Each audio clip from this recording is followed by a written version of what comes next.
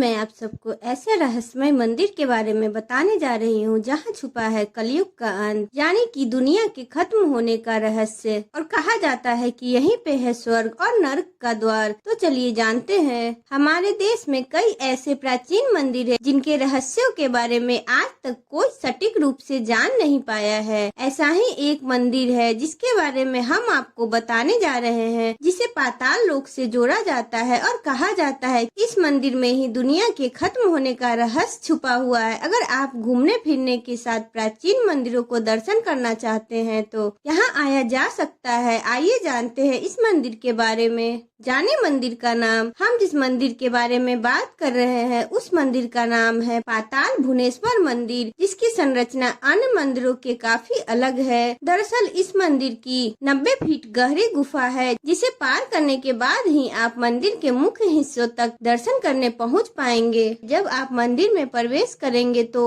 आपको सबसे पहले प्रवेश द्वार पे ही शेष नाग की आकृति दिखाई देगी। स्थानीय लोगों का मानना है कि उनके फन पर धरती टिकी हुई है। इसी के साथ मान्यता है कि पाताल भुवनेश्वर मंदिर में भगवान शिव निवास किया करते थे। आपको बता दें कि आसान नहीं है मंदिर में जाना और वहां से वापस आना। पाताल भुवनेश्वर मंदिर के दर्शन करने की अगर आप सोच रहे हैं तो मंदिर में जाने का रास्ता काफी कठिन है। भक्त आराम से गुफा के अंदर चले जाएं, उसके लिए दोनों तरफ चैन लगाई गई है। हालांकि भक्तों का कहना है कि जितना मुश्किल इस गुफा के अंदर जाना है उतना ही मुश्किल इस गुफा के बाहर भी आना है। पाताल भुवनेश्वर गुफा का इतिहास। पौराणिक कथा के अनुसार सर्वप्रथम नेत्रा युग में अयोध्या के सूर्यवंशी राजा ऋतुपर्णा ने की थी। उसके बाद द्वापर युग में पांडवों द्वारा इस गुफा की खोज मानी जाती है। कहा जाता है कि कलयुगी में पांडव ने यहाँ चौपर का खेल खेला था। इसके बाद कतयूरी एवं चंद्र राजाओं ने इसे खोज इसका निर्माण कराया। 2000 में उत्तराखंड बनने के बाद 2007 में ही इसे पर्यटकों के लिए खोल दिया गया। गुफा की कहानी मान्यता है कि यहाँ भगवान गणेश का कटा हुआ सिर रखा हुआ है। पौराणिक कथाओं में बताया जाता है कि भगवान शिव ने क्रोध में आकर गणेश जी का सिर धड़ से अलग कर दिया था। इस दृश्य को देखकर माता पार्वती क्रोधित हो गई थी और उन्हें कहते हैं कि भगवान गणेश के धड़ का हाथी का सिर लगाया गया था, लेकिन जो सिर उनके शरीर से अलग किया गया है उसको भगवान शिव द्वारा इस गुफा में रखा गया था। इस गुफा में गणेश जी का कटा हुआ सिर मूर्ति के रूप में स्थापित है। इस शिला रूपी मूर्ति के ऊपर 108 पंखुड़ियों वाले ब्रह्म कमल है। इस ब्रह्म कमल में पानी का दिव्य बूंद भगवान गणेश जी के शिला रूपी मूर्ति पे गिरती है।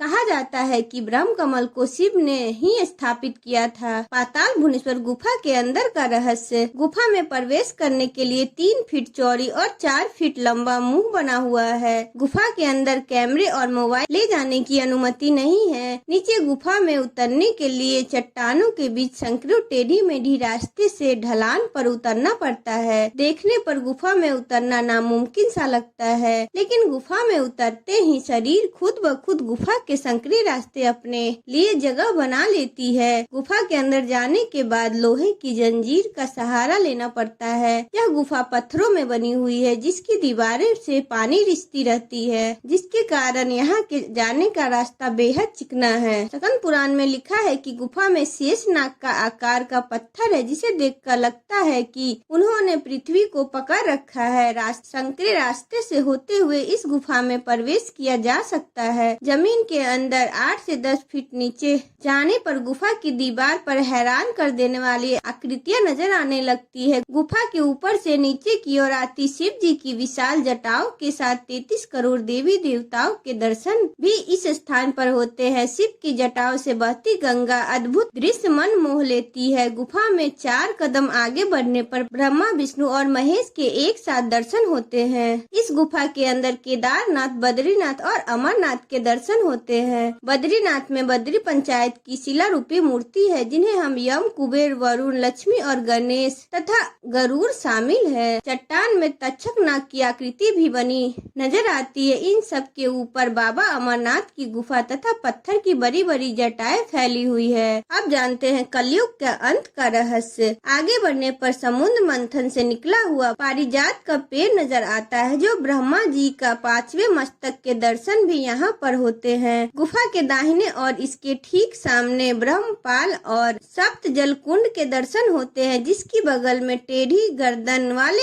एक हंस की आकृति दिखाई देती है। मानस खंड में वर्णन है कि हंस को कुंड में मौजूद अमृत की रक्षा करने का कार्य दिया गया था, लेकिन लालच में आकर हंस ने खुद ही अमृत को पीने की चेष्टा की, जिससे शिव जी के श्राप के चलते हंस की गर्दन हमेशा के लिए टेढ़ी हो गई। कुल मिलाकर 160 मीटर लंबी पाताल भुवनेश्वर गुफा एक ऐसा स्थान है जहां पर एक ही स्थान पर न सिर्फ 33 करोड़ देवी देवताओं का वास है, बल्कि इस गुफा के दर्शन से चारों धाम जगन्नाथपुरी, रामेश्वर, द्वारिकापुरी और बद्रीनाथ धाम के दर्शन पूर्ण हो जाते हैं। पाताल भुवनेश्वर गुफा का विस्तृत वर्णन स्कंद पुराण के मानस खंड के 103 अध्याय में मिलता है। धर्म में अगर आपकी जरा सी भी आस्था है तो आप भी जीवन में एक बार पाताल भुवनेश्वर गुफा के दर्शन अवश्य कीजिएगा। इस गुफा के चारों ओर युगों के प्रतीक रूप में 4 पत्थर स्थापित है। सतयुग, त्रेता युग, द्वारक युग और कल युग। इन चारों पत्थरों को 4 द्वारों के रूप में माना गया है, जिनका नाम क्रमशः मोक्ष द्वार, पाप द्वार, रण द्वार, धर्म द्वार है। इनमें से युगों के प्रतीक 3 द्वार बंद हो चुके हैं। इसमें से धर्म द्वार को कलयुग का प्रतीक माना जाता है। इस पत्थर की सबसे खास बात तो यह है कि ये पत्थर लगातार धीरे धीरे ऊपर बढ़ता जा रहा है। इस गुफा का पत्थर को लेकर यह मान्यता है कि जब यह पत्थर गुफा की छत को छू लेगा तब माना जाता है कि उस दिन कलयुग का अंत हो जाएगा। अब जानते हैं कैसे पहुँचे पाताल भुवनेश्वर गुफा। पाताल भुवनेश्वर जाने के लिए रेल मार्ग से नजदीक स्टेशन काठ गोदाम है। वहाँ से टैक्सी द्वारा अल्मोड़ा पहुँचकर अल्मोड़ा से पाताल भुवनेश्वर गुफा जा सकते हैं। अल्मोड़ा से पाताल भुवनेश्वर की दूरी अल्मोड़ा बेरी नाग मार्ग होते हुए 110 किलोमीटर है। अल्मोड़ा से पाताल भुवनेश्वर जाने से आपको लगभग 4 घंटे का समय लग सकता है। यदि आप हवाई मार्ग से जाना चाहते हैं तो पाताल भुवनेश्वर का निकटतम हवाई अड्डा नैनी सैनी अड्डा पिथौरागढ़ है या पंतनगर हवाई अड्डा है। वहां सड़क मार्ग से पहुंच सकते हैं। पिथौरागढ़ जिला मुख्यालय से पाताल भुवनेश्वर की दूरी लगभग 90 किलोमीटर है। हल्द्वानी से पिथौरागढ़ की दूरी 200 किलोमीटर है। जीवन में एक बार आप जरूर इस मंदिर में जाएं। अगर आपको मेरा वीडियो अच्छा लगा हो तो चैनल को लाइक एंड सब्सक्राइब करें और बेल आइकन को प्रेस